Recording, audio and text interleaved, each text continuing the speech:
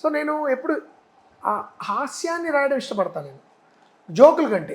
జోకులు రాయొచ్చు, ఒక 100 జోకులు రాయొచ్చు ఇప్పుడు కూర్చుని మనం ఎక్కడో వాట్సాప్లో చూసి ఇక్కడ.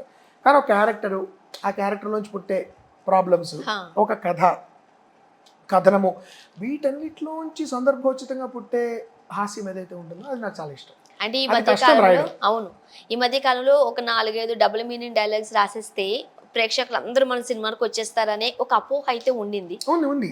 కాదంటారా మీరు? ఇంకో ప్రాబ్లం కూడా ఏంటంటే యంగ్స్టర్స్ కొంత ఎక్కువ ఇన్స్టాగ్రామ్, వాట్సాప్ టైప్ ఆఫ్ యాప్స్లో ఉండడము, వాళ్ళకి ఆ రీల్స్ చూడడము, ఆ రీల్స్లో కొంచెం అడల్ట్ కంటెంట్ ఎక్కువ ఉండడం వల్ల ఏంటంటే యంగ్స్టర్స్ని మనం అట్రాక్ట్ చేయాలంటే ఇవన్నీ పెట్టాలి. ఇవన్నీ పెడితే ముందర వాళ్ళు వచ్చేస్తారు థియేటర్కి. ఎందుకంటే మిడిల్ ఏజ్ వాళ్ళు సినిమాకి తొందరగా రావట్లా. ఫస్ట్ వచ్చే వేవ్ ఎవరు?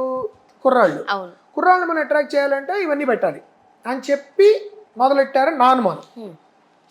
దానివల్ల ఏమవుతుంది, ఒకసారి ఫ్లూక్గా ఒకటి హిట్ అయింది అనుకోండి, ఇంకా వరుసగా అందరూ మొదలెడతారు. కానీ సబ్సిక్వెంట్గా అవి హిట్ అవ్వవు. అవును. జనాలకి ఇంట్రెస్ట్ ఉండదు చూడడానికి. కాబట్టి అరే ఏంటి ఎక్కడ మిస్ అయిందని మళ్ళీ తర్జన భర్జన